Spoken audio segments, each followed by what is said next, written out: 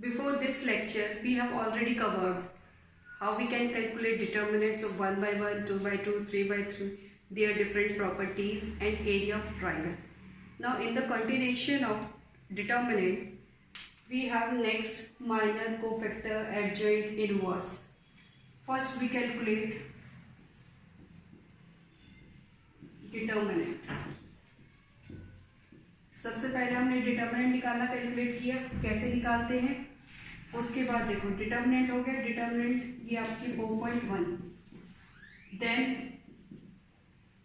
Area of triangle, area of triangle ये topic किया, this is 4.3। Determinant के अंदर जो हमारे टॉपिक्स है वो क्या है, फर्स्ट डिटर्मिनेंट कैलकुलेट करना है, determinant 1 by 1, 2 by 2, 3 by 3, 1 by 1, 2 by 2, 3 by 3, क्योंकि हमारे डिटर्मिनेंट जो निकलता है वो स्केयर मैट्रिक्स का निकलता है। Next area of triangle. इसके बाद जो टॉपिक हम पढ़ेंगे आज, minus, cofactors, this is 4.4। After that, adjoint and inverse. This is 4.5. The last topic is system of linear equation. This is 4.6. Now in today's lecture we will focus on minors, cofactors, adjoint and inverse. Determinant के अंदर हमने जो topics cover करने हैं वो है determinant कैसे calculate करते हैं 1 by 1, 2 by 2, 3 by 3। Area of triangle कैसे कैलकुलेट करते हैं by using determinant. Next minus, cofactors, adjoint, inverse. Last है आपका सिस्टम ऑफ लीनियर इक्वेशन। यहाँ से एक 6 मार्क्स का क्वेश्चन आता है, this is most important, this is most important. Now let's talk about minus, cofactor, adjoint and inverse.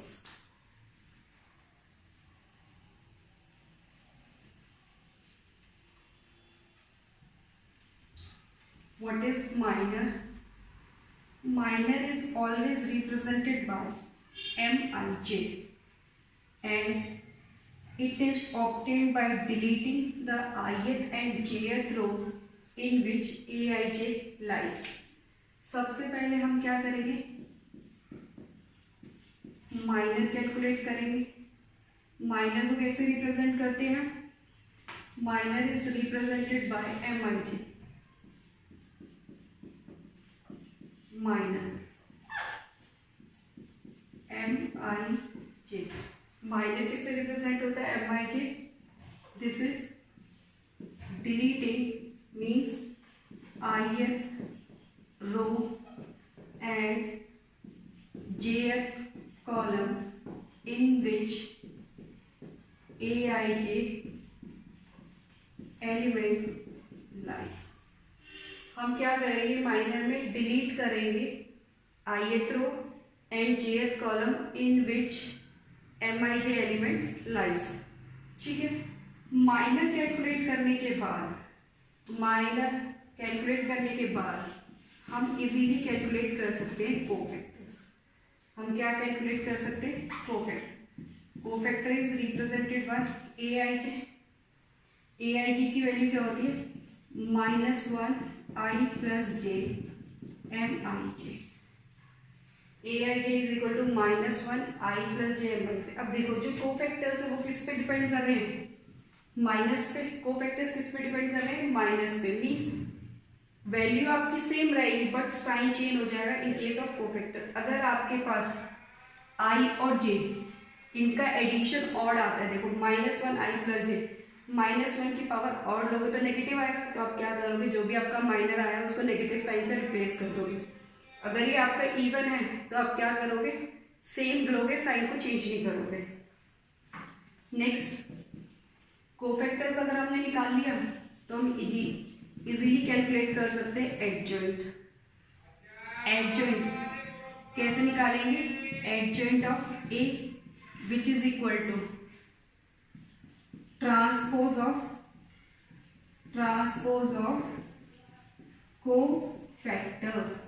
Cofactors का क्या करेंगे हम, सिंपली ट्रांसपोज ले देंगे। और ट्रांसपोज हमें पता है क्या होता है, interchanging rows into column and columns into row. Adjoint निकल गया। एडजॉइंट निकालने के बाद हम क्या निकालेंगे, इनवर्स। एडजॉइंट निकालने के बाद क्या निकालेंगे, इनवर्स। इनवर्स क्या है, it is represented by A inverse which is equal to adjoint of A divided by determinant of A. Adjoint of A divided by determinant of A, और डिटर्मिनेंट ऑफ ए की value 0 नहीं, not equals to 0।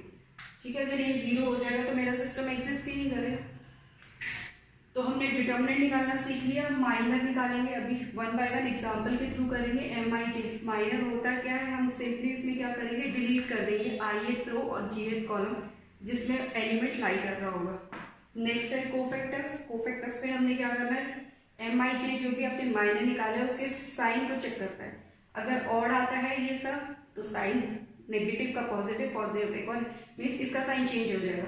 अगर ये even है तो sign पे कोई effect नहीं आएगा। नेक्स्ट है एडजॉइंट। एडजॉइंट क्या होता है आपका, कोफैक्टर्स का ट्रांसपोज। इनवर्स, इनवर्स निकालने का फॉर्मूला क्या है, adjoint of A determinant of A, और ये 0 नहीं होना चाहिए।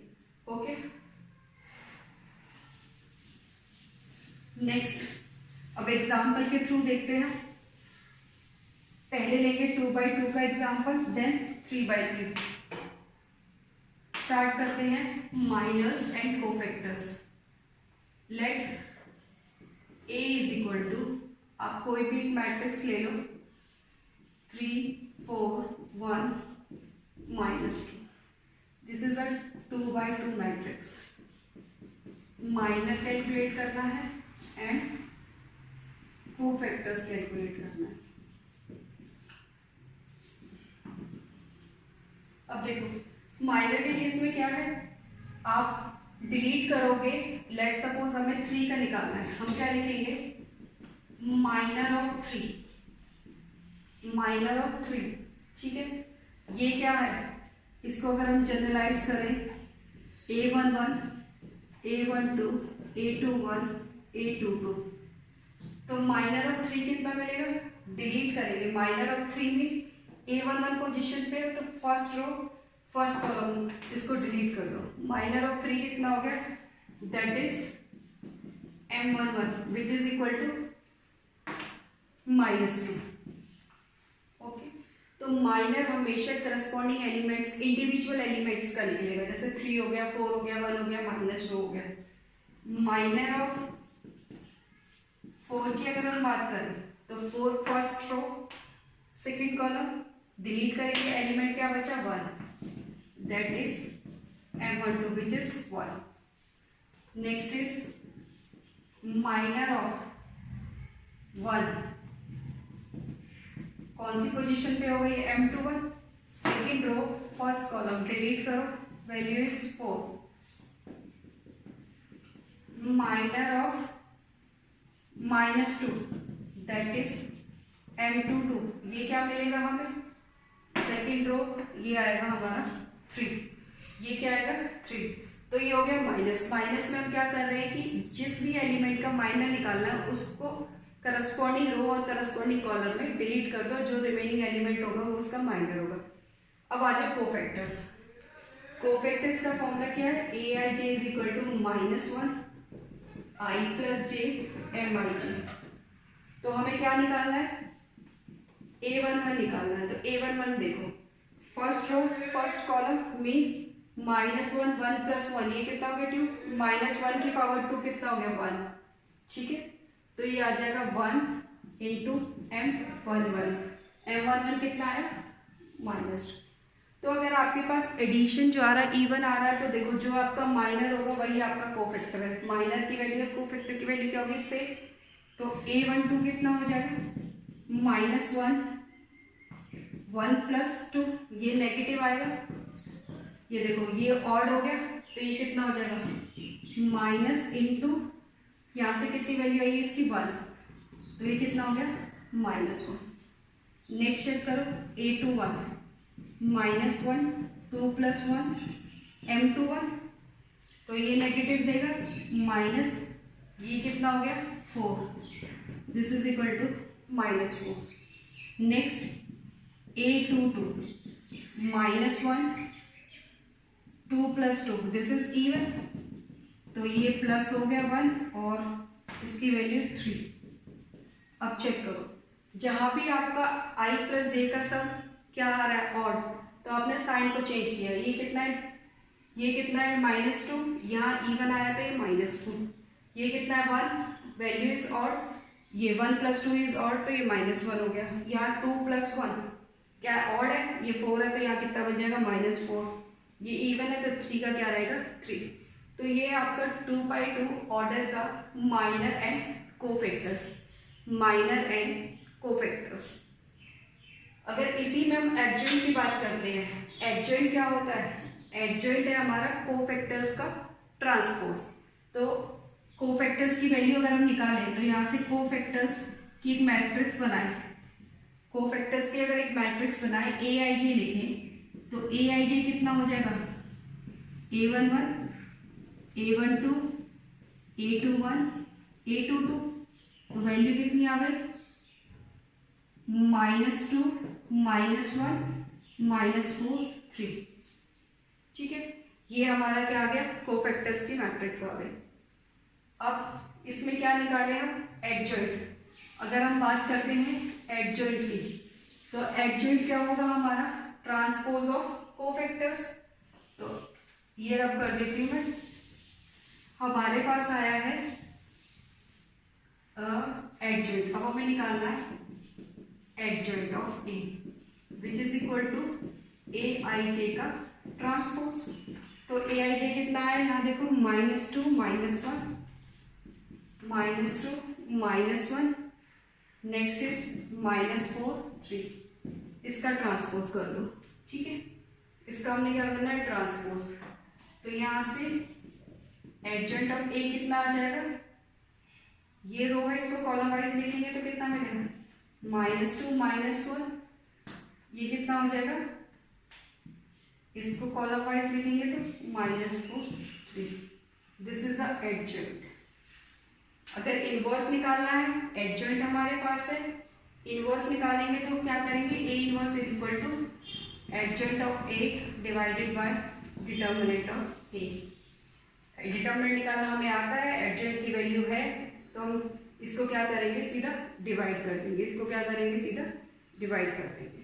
ठीक है, to your cofactors and minors. First property क्या है, if we are multiplying elements of any row और column to the same cofactors of that row and column, then the resultant is determined. Means first property is A11 A11 A12 A12 A13 A13 is equal to क्या होगा determinant. Means देखो ये क्या है, first row first column का element, अगर हम first row first column के एलिमेंट को उसी रो और कॉलम के कोफैक्टर से मल्टीप्लाई करके ऐड करते हैं तो हमें क्या मिलेगा डिटर्मिनेंट की वैल्यू मिलती है। Next second property is A11 A21 plus A12 A21 plus A13 A22 A23 is equal to 0। अगर हम किसी भी एलिमेंट को किसी अनदर रो और कॉलम के कोफैक्टर से मल्टीप्लाई करके ऐड कर रहे हैं तो रिजल्ट क्या मिल रहा है 0। ये देखो ये क्या है फर्स्ट रो फर्स्ट कॉलम का element, but this is the cofactor of second row first column. Means आपने क्या करना है, एलिमेंट तो किसी और रो का लेना है, कोफैक्टर किसी अनदर रो का, तो उनको मल्टीप्लाई करके ऐड करोगे तो रिजल्ट क्या मिलेगा 0। फर्स्ट में क्या है, सेम एलिमेंट सेम रो के एलिमेंट को सेम रो के कोफैक्टर के साथ अगर आप मल्टीप्लाई करके ऐड कर रहे हो तो रिजल्ट क्या मिल रहा है, मुझे डिटर्मिनेंट की वैल्यू मिल रही है। तो these are the two important properties which we have to keep in our mind. First one second one, दोनों में डिफरेंस क्या, अगर हम सेम एलिमेंट से कोफैक्टर लेंगे तो resultant is determinant, same element को किसी अनदर रो के कोफैक्टर्स के साथ मल्टीप्लाई करके ऐड कर रहे हैं तो रिजल्टेंट क्या है मेरा 0 है। क्लियर?